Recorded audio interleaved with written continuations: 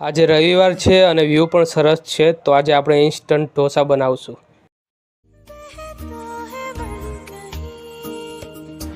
Hello મિત્રો, જય સ્વામિનારાયણ. કેમ છો તમે બધા? આજે રવિવાર છે તો આજે આપણે ઢોસા બનાવીશું.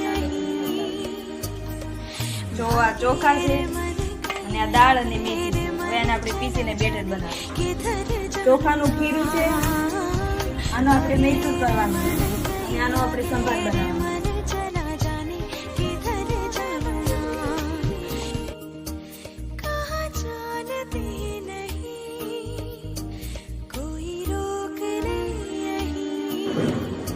આપણો મૈસૂર તૈયાર છે.